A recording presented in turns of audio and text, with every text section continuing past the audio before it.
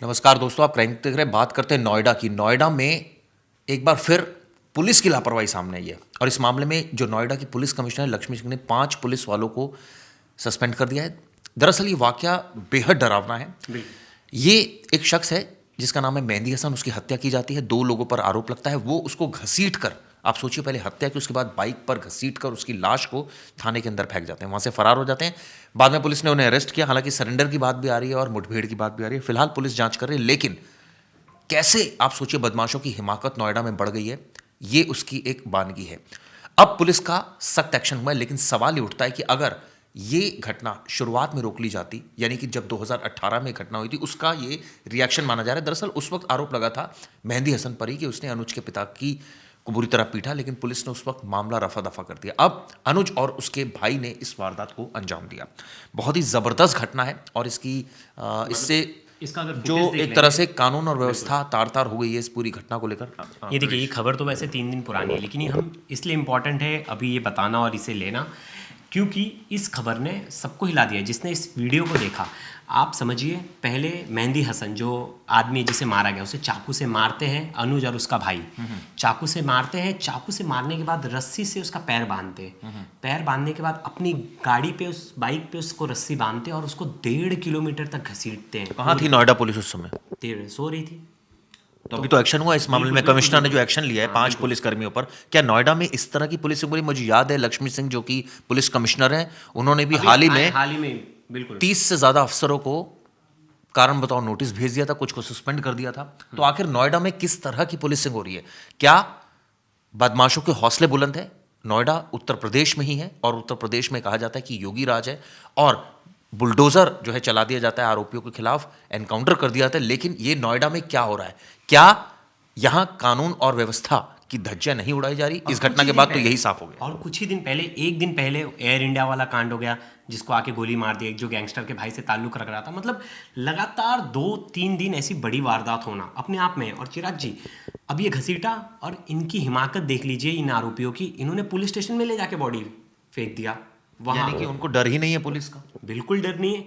अब ऐसा बताया जा रहा है कि ये पुलिस की नाकामी है। क्यों? अब आपको क्योंकि बताते हैं पुलिस की नाकामी कैसे है। पहले मैं आपको मामला बता दूं, नोएडा के बरोला की ये घटना है और इस मामले में जो कार्रवाई हुई है, 5 पुलिसकर्मियों को हटाया गया है। 2018 में 2 परिवारों का एक झगड़ा है।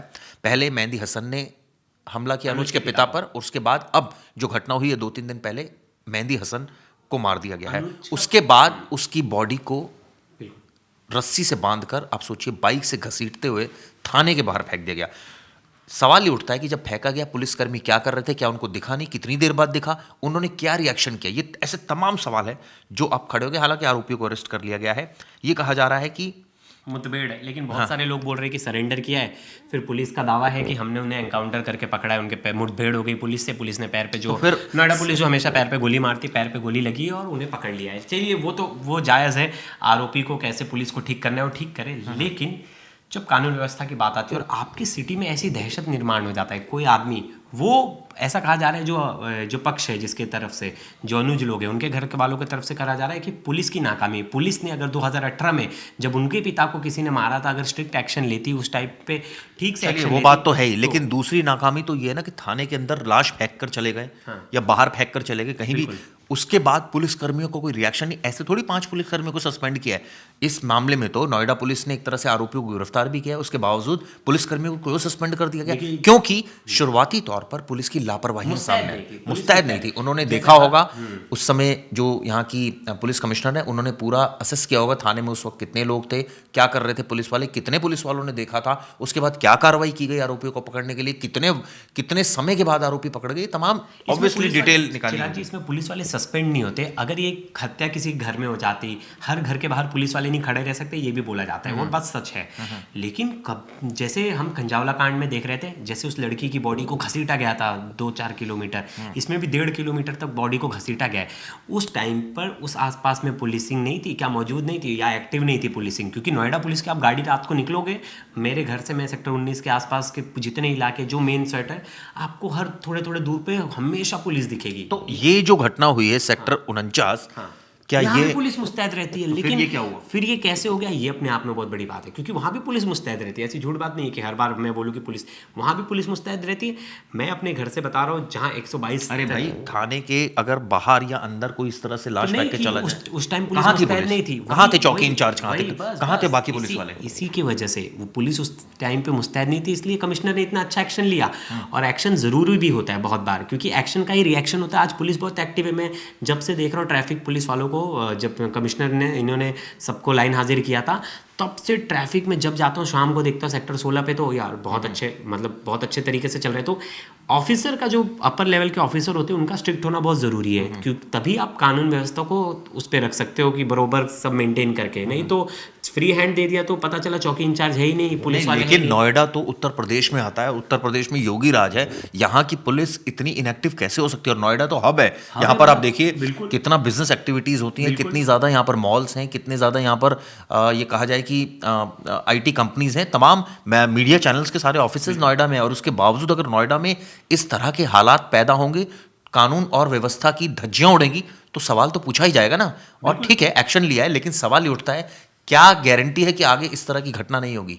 एक दिन पहले मार दिया जाता है। एयर इंडिया का जो कर्मचारी जो वहाँ काम करता है, उसके गैंगस्टर से लिंक होते हैं, उसका लोकेशन लेके उसको अपराधी आके बीच सड़क पे गोली मार कर चले जाते हैं। उस टाइम भी पुलिस मुस्तैद नहीं थी, वो भागना भी उनके लिए ईजी हो गया था। फिर पता चला दिल्ली पुलिस पकड़ रही है, दिल्ली पुलिस पकड़ रही है सराय काले में, तो वो तो अलग खेल है। लेकिन मतलब आप लगातार 2-3 दिन आप फेल हो रहे हो, आप फेल दिख रहे हो। मतलब जो यूपी पुलिस को बोला जाता है कि भाई कानून व्यवस्था कहीं भी थोड़ी सी भी डगमगाई तो यूपी पुलिस अपना कार्यक्रम कर देती है। नहीं, लेकिन यहाँ तो लग ही नहीं रहा कुछ भी नहीं यहाँ। अरे अगर डर होता, किसी का हिम्मत देखिए। नोएडा में- आप सोचिए, नोएडा जैसी जहां, नोएडा बिल्कुल जो सटा हुआ है दिल्ली से, वहां पर अगर किसी की हत्या करके उसकी लाश को बाइक से टांग कर गांव में घुमाया जा रहा है और उसके बाद उसको फेंका जा रहा है, किसी पुलिसकर्मी की नजर नहीं पड़ी, किसी आदमी की नजर नहीं पड़ी। और अगर पड़ी तो उसने क्या पुलिस को कॉल किया? पुलिस ने क्या रिएक्शन दिया? ऐसे तमाम सवाल है जो आने वाले वक्त में नोएडा पुलिस से पूछे जाएंगे, क्योंकि अगर घटना होगी तो सवाल तो पूछे ही जाएंगे। वो जो इनका एरिया था, जो गली थी, वहाँ पूरे गली में हर जगह सीसीटीवी में आए, बहुत सारे सीसीटीवी में,